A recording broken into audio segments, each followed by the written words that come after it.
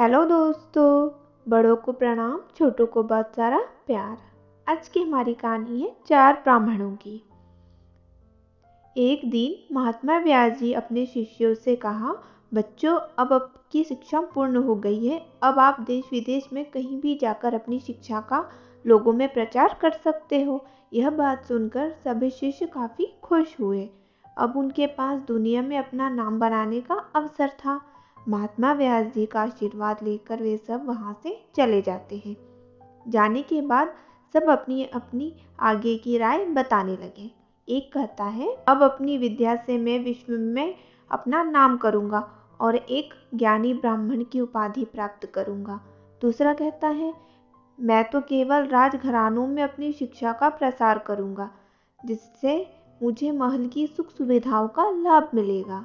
तीसरा कहता है, मैं भी अपनी शिक्षा से ऐसा ही कुछ करने के लिए उत्सुक हूँ। चौथा ब्राह्मण अभी शिक्षा में परिपूर्ण नहीं था।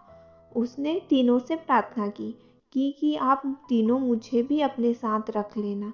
आप तीनों के साथ रहकर मैं अपनी शिक्षा को और बढ़ाना चाहता हूँ। लेकिन तीनों अहंकारी ब्राह्मणों ने उसे अपने साथ रखने से साफ इनकार कर दिया और कहने लगे, तुम हमारे साथ रहोगे तो हमारा अपमान होगा, तुम्हें अभी कुछ नहीं आता। तब चौथे ब्राह्मण ने हाथ जोड़कर उनसे कहा, आप मुझे अपने साथ मत रखो, किंतु एक नौकर के रूप में तो रख सकते हो। नौकर के नाम से वे खुश हो गए और उसे अपने साथ रखने के लिए तैयार हो जाते हैं। चलते चलते वे एक जंगल में पहुंचे, जहां उन्होंने देखा एक मृत जानवर की हड्डियां रास्ते में पड़ी थी। एक ब्राह्मण ने अपनी विद्या से जानवर की सारी हड्डियां जोड़ दी। दूसरे ने अपनी विद्या दिखाते हुए हड्डियों में मांस और चमड़ी लगा दी। तीसरा अहंकारी भाव से बोला, भला ये भी कोई विद्या है? अब मैं तुम्हें दिखाता हूँ इसमें जान कैसे भरते हैं। उसकी बात सुनकर चौथे ब्राह्मण कहता है, कृपया ऐसा ना करे, न जाने वह किस जानवर का ढांचा है, इसका क्या परिणाम निकले। तीनों ब्राह्मणों को उसके इस कथन पर बड़ा गुस्सा आया और उन्होंने कहा, एक नौकर को ज्ञानियों के बीच में बोलने की आज्ञा नहीं है। जैसे ही वह ब्राह्मण जानवर में जान फूंकने के लिए मंत्र पढ़ता है, चौथा ब्राह्मण भागकर पेड़ पर चढ़ जाता है।